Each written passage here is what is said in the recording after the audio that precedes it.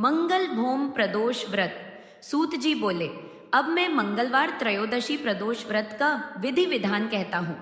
मंगलवार का दिन व्याधियों का नाशक है।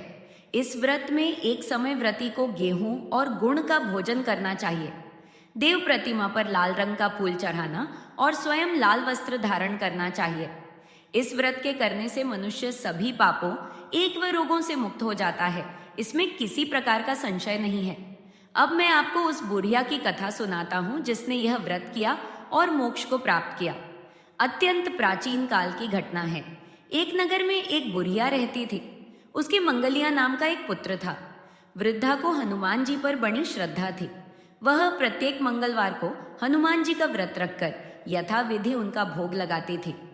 इसके अलावा मंगलवार को न घर लीपती और न मिट्टी खोदती थी। इसी प्रकार से व्रत रखते हुए बहुत वर्ष बीत गए। तब हनुमान जी ने सोचा कि चलो इस वृद्धा की परीक्षा ली जाए। अतः वे साधु का वेश बनाकर उस वृद्धा के द्वार पर पहुंचे और पुकारा, है कोई हनुमान का भक्त जो हमारी इच्छा पूरी करे?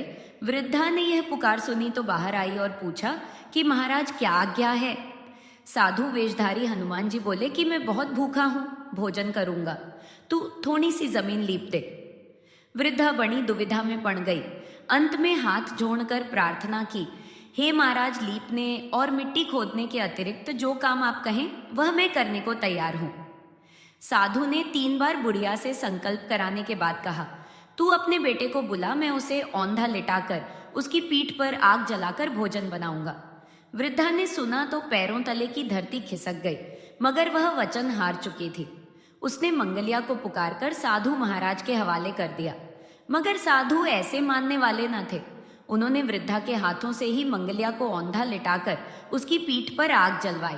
आग जलाकर दुखी मन से वृद्धा अपने घर के अंदर चली गई। साधु जब भोजन बना चुके तो उन्होंने वृद्धा को बुलाकर कहा कि वह मंगलिया को पुकारे ताकि वह भी आकर भोग लगा ले। वृद्धा आंखों में आंसू भरकर कहने लगी कि अब उसका नाम लेकर मेरे हृदय को और न दुखाओ। लेकिन साधु महाराज न माने तो वृद्धा को भोजन के लिए मंगलिया को पुकारना पड़ा। पुकारने की देरी थी कि मंगलिया बाहर से हंसता हुआ घर में दौड़ा आया। मंगलिया को जीवित देखकर वृद्धा को सुखद आश्चर्य हुआ। वह साधु महाराज के चरणों में गिर पड़ी। साधु महाराज ने उसे अपनी असली रूप के दर्शन दिए। हनुमान जी को अपने आंगन में देखकर वृद्धा को लगा कि उसका जीवन सफल हो गया। बोलो हनुमान जी की जय। हमारे चैनल को सब्सक्राइब करें, वीडियो को लाइक करें, कमेंट करें और शेयर करें। धन्यवाद।